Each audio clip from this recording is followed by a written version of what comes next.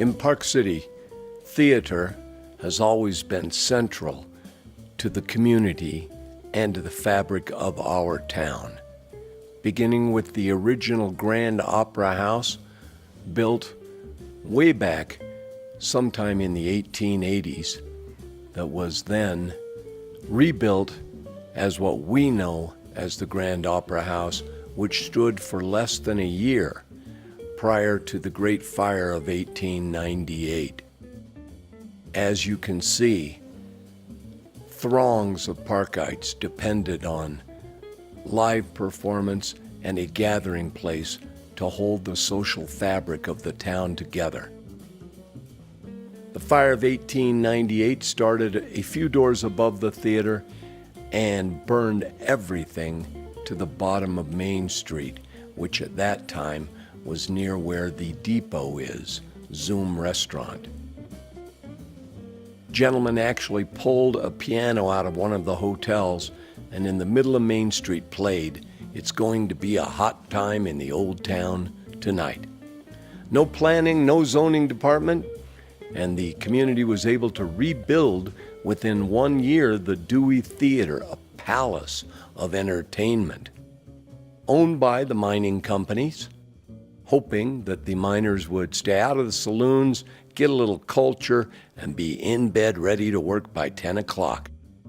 It's an actual photo of the social hall inside the Dewey Theater. Due to that lack of planning and zoning, the theater collapsed in 1916 under a very, very heavy snow load.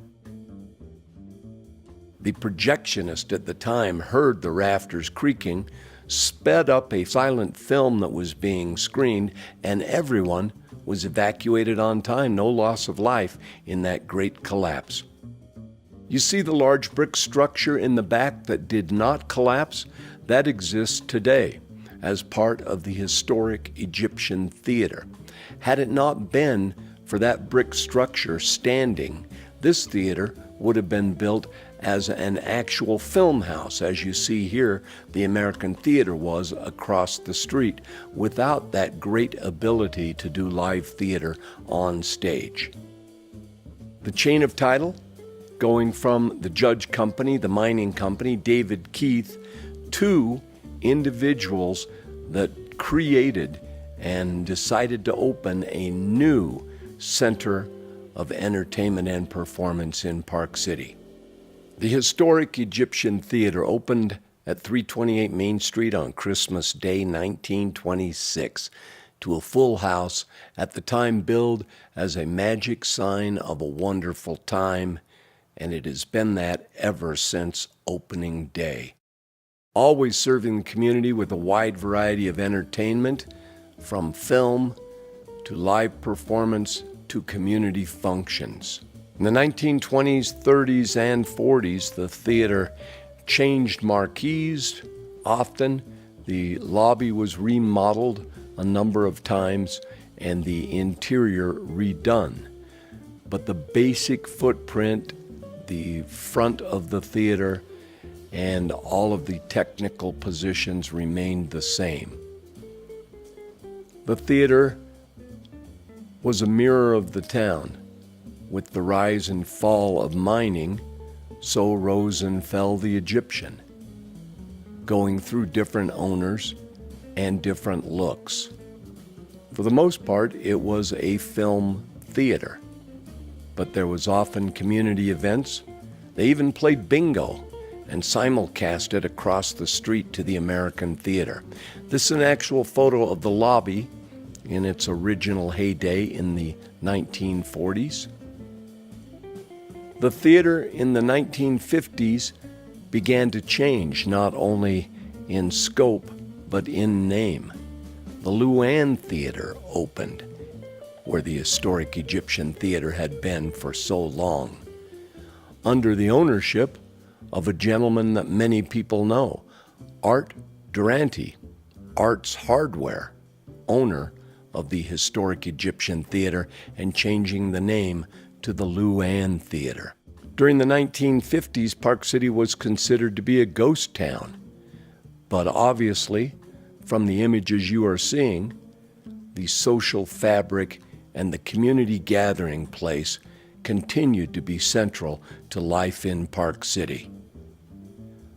With financial rise, financial fall, the boomerang nature of Park City, the Egyptian changed often.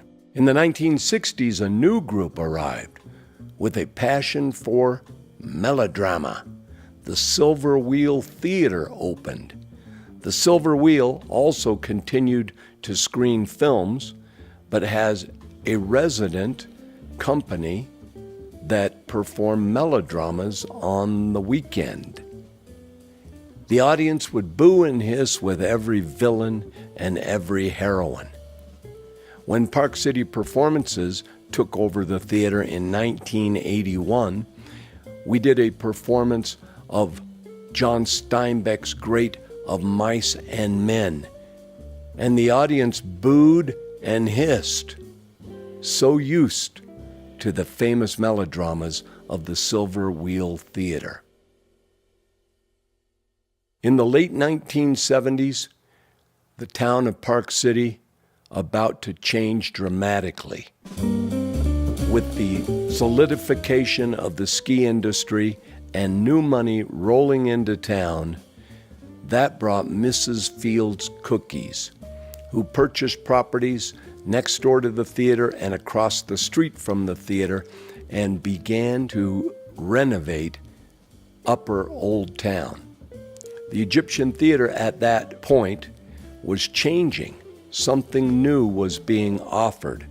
Live theatrical performances, midnight movies, and a major change happened in 1981 when Mrs. Fields Cookies and other key individuals turned the operation of the theater over to Park City Players, which was a group of actors in town that had performed everywhere from the Kimball Arts Center to the new Holiday Inn.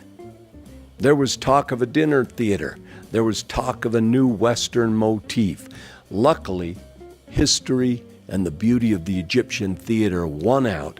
The theater was remodeled, and October 10th, 1981, the official grand opening of what we know today as the Egyptian Theater, operated by Park City Performances.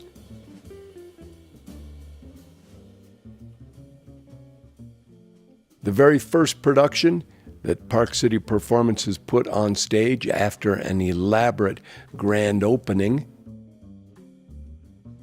was a production of My Fair Lady, and that began a 30-year history of live theater on our small stage, big musicals, dramatic productions, all under the direction of the Egyptian Theater Company and Park City Performances.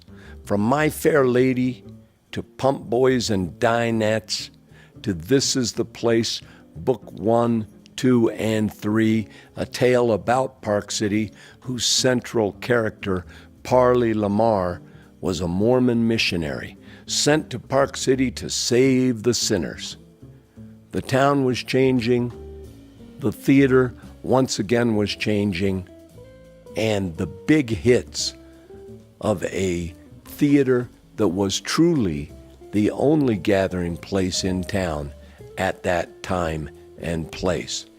Everybody was on stage or in the audience for each production. Mrs. Fields Cookies, along with others in the past that owned and operated the Egyptian Theater, found itself falling on hard financial times. The theater was actually lost to a group called the Resolution Trust Agency, a federal government agency that took over distressed properties in the late 1980s. The group of actors just kept acting. Show after show continued with that uncertainty as to what could become of this beloved jewel, the Egyptian Theater. The The federal government never interfered with those performances, but did begin a process of accepting offers for the building, wild offers of changing the theater to retail, cowboy dinner theater with offices on top, to a large renovation as an office building. Luckily for the theater, a group was formed in the early 1990s that would purchase the theater from the Resolution Trust Corporation, the federal government, courtesy of Park City, and keep that theater in the hands of a passionate nonprofit.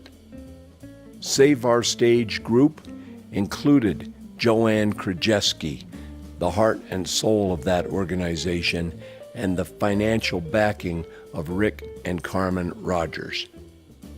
1994, Save Our Stage Foundation began ownership of the theater and immediately undertook a major fundraising campaign to renovate the theater, which transpired in 1997. The theater was altered to bring it into the modern era of dramatic arts, with technical improvements to the infrastructure that enabled the next 20 years of this theater. The big musical numbers continued. The shows were bigger and bigger with all the new capacity, the new dressing rooms, all of the new technical abilities. There was no end to what was possible on our stage with musical productions. Of course, the theater again felt the pinch of a financial downturn and miraculously revived itself through the support of the Faro Club, individuals realizing the support that is needed by a historic nonprofit theater to not only survive, but to flourish as it has throughout its 100-plus year history.